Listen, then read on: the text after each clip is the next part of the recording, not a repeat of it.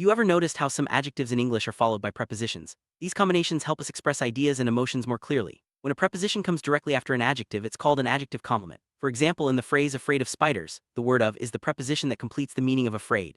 These prepositions are usually followed by a noun or a gerund, forming a prepositional phrase. There's no strict rule for which preposition to use with each adjective, but there are common patterns and pairings you can learn. Understanding these combinations will make your English sound more natural and fluent. Let's explore some of the most frequent pairings and see how they work in everyday sentences.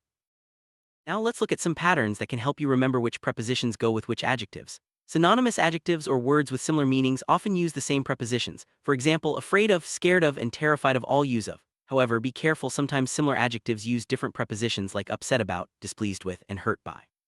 Antonymous adjectives or opposites also tend to follow the same preposition, such as smart of and stupid of, or good at and bad at. Another helpful trick is to look at the noun form of the adjective. For instance, interested in matches with interest in and addicted to pairs with addiction to. But there are exceptions like fond of and fondness for. Let's dive into some of the most common adjective and preposition pairings you'll encounter. For example, famous for, as in Texas is famous for rodeos, or responsible for, like Coach Brown is responsible for the football team. The preposition with can show the cause of an emotion or a connection, such as crowded with tourists or filled with blueberries. The prepositions at and by are often used interchangeably in passive sentences like amazed at by the help.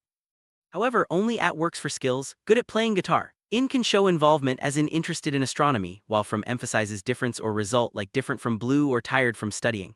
Some adjectives work with multiple prepositions, but the meaning can change, so it's important to pay attention to context. Because there are no strict rules for adjective and preposition combinations, the best way to master them is through practice and memorization.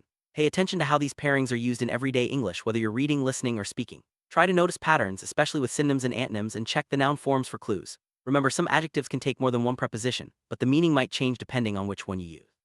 For example, happy for someone versus happy about an event. The more you expose yourself to these combinations, the more naturally they'll come to you. Keep practicing, and soon you'll be using adjective and preposition pairings like a native speaker.